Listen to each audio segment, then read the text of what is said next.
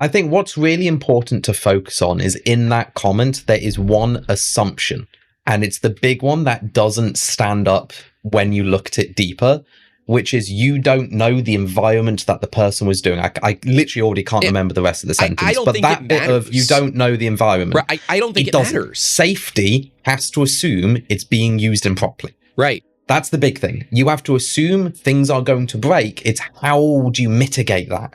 That's what safety is. It's not always don't let it catch fire. It's what do you do if it catches fire? What do you do to mitigate the damage that will be caused?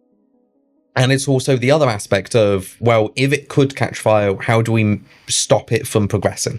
So the before it catches step, the what is the connector, what is the material, all of those sort of things have to be done before issues arrive.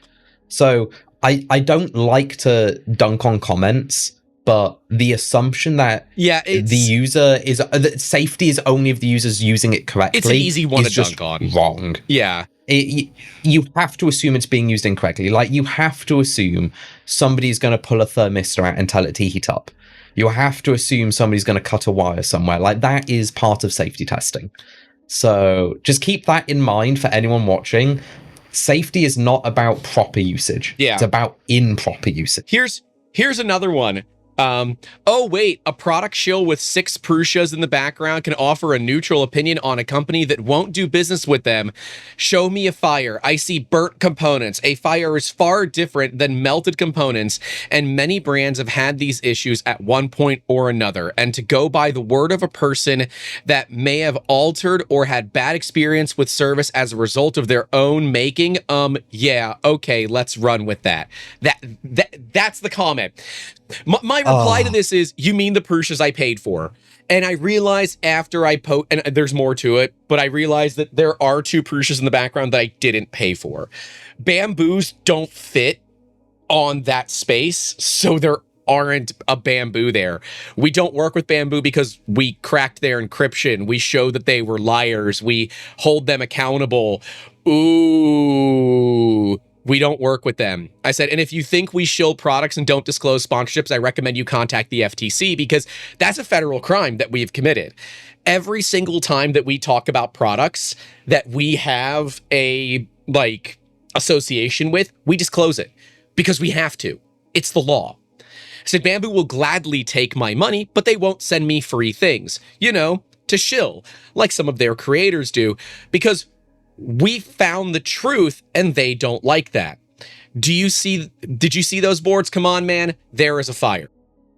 I've covered every case of fire that has come across my desk. See the Cheaty fire issues as a perfect example, but at the same time, we presented a very fair and reasonable response to all of these. If you have issues with this, go back to your echo chamber. We had a few people that were just very pissed. Just overall pissed that I want to put stress on, it's not a Bambu thing. Fires is just fire. It can happen to any machine at any point, because it's equipment. Any time. I mean, hell, how many Prusa fires have we known of? I think I know of 2, and that was due to the Mark III's thermistor foiling issue, which is again acceptable. I'm aware of more hot ends melting on Prusas, and that was an E3D issue where the alloy was messed up, and when they would go to print temp, it was hot enough to actually melt. Oh, it just melted the alloy. It melted the heat remember block. That. And every single time Prusa has been on top of it, and I'm still bummed. I was trying to get one of those melted hot ends because I wanted to do a test on it and determine what the alloy was. I would also I want to put stress on, it's not just a Bambu thing. We're not dunking on Bambu. It's just that is the hot topic, pun intended, that's come across our desk for this topic. I want to be clear that the Print Fix Friday video was more about what we see. It's not about companies. We were talking about this before we went live, but if Prusa ever has a fire on the next extruder system, I'm going to dig into them harder than you've ever seen me dig into a company before, because they don't have an excuse. I've seen how Prusa makes their boards. They test every single board. Every single board gets tested. Now, they don't all get 3D X-rayed and things like that, but every board on their line gets tested. There are no excuses for the way that Prusa is designed right now as a company. There are no excuses for Prusa to have fires with any of their current components at all. There's no excuse. It would be nice if we saw more V0 materials. That's like something I wanted to cover was how do you design hot ends and printers for the risk of printing? Like, printers are not a safe piece of equipment. They're inherently. freaking heaters, They get man. hot. They have Like, high power electronics and vibrations. Like, those are like the things you need to normally deal with the least in every other piece of equipment. they're like the three things that in terms of product design, you try to avoid as much as possible. Like, and yes, I know this is an old, like, V6. These could have upwards of like 60-watt heaters in this little aluminum block. And these newer PTC style heaters, while they don't create thermal runaway cases like the old school ones did with the ceramic heaters that would just heat until they catch fire and melt, the PTC ones are straight up just limited by resistance and how that whole PTC system works. They are inherently safer, but they're not inherently safe. And, you know, we saw initially that Bambu had issues with their thermal runaway protection. They fixed that very quickly with a firmware update. And like, that's one of the nice things about having a machine that is so well connected like the Bambu is, that you're able to just push a firmware update to everybody and it fixes a thermal runaway issue. And because these machines are internet connected, it can be an OTA update. You don't have to physically like compile the firmware and things like that we had to do back in the day. So there are some reasons to like the current Bambu ecosystem, but because they're such a large company, my assumption, whether or not this is accurate, but I would say that our assumption is that they are not producing their own circuit boards in-house. And because of that, you can't guarantee any quality off of it unless you're checking every board.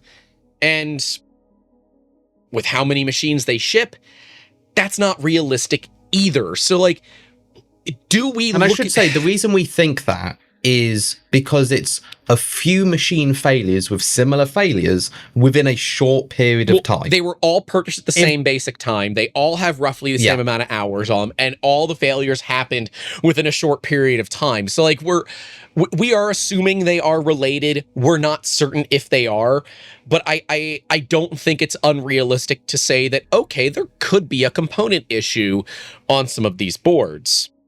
It could be something as simple as like the solder that they added in just that one area was slightly too, it could have been cold, reduced. Yeah, like it could have been cold. They could run out of solder as they were feeding more in, and it's just a bad joint. It could be a bad connector from whichever connector supply they get.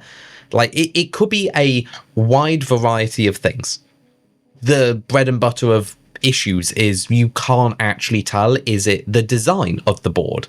Because it could be that, let's say Bambu Lab is getting an external company to make the boards.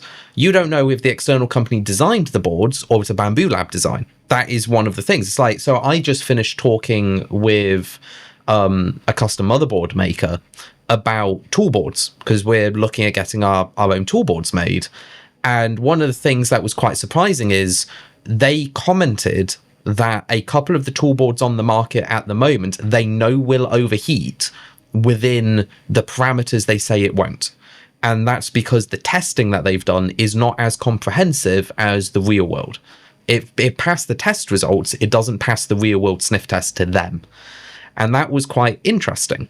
So it could just be like this is an oversight on the design side. They designed it to be safe, but it doesn't pass real world usage, if that makes sense. And then there's like the argument of, you know, how many machines has Bambu shipped? This is such a small fraction of a percent of machines that have issues. And yeah, I can understand that, right? There is part of me that's like, okay, that's fair. And yep, you don't know what use case these machines are being used in. Maybe they are being abused. From the photos that we can see, that doesn't appear to be the case. when I look at my X1 Carbon, which is the only thing that I have as a ISO standard to compare things to, every single one of the connectors on the X1 Carbon have this white silicone glue on it. And that's there for vibration isolation. It's there to keep the connector secured. And when we looked at the photos of all the P1S failures, none of them had this glue. Now, none of the P1Ss that I've seen photos of have the glue on the back either.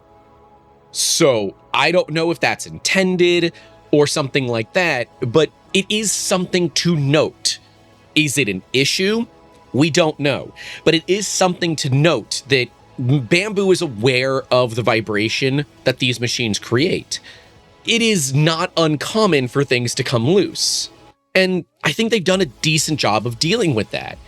But do we look at these three issues as saying this is indicative of a larger issue, or is this just firmly isolated, we have nothing to worry about, and that these users so far are going to get their issue taken care of? That's the real question that we have, and I'm not certain that I know where I stand on that. Like, what I want is a public statement. I don't think we're going to get one. I don't think you're going to get one. No,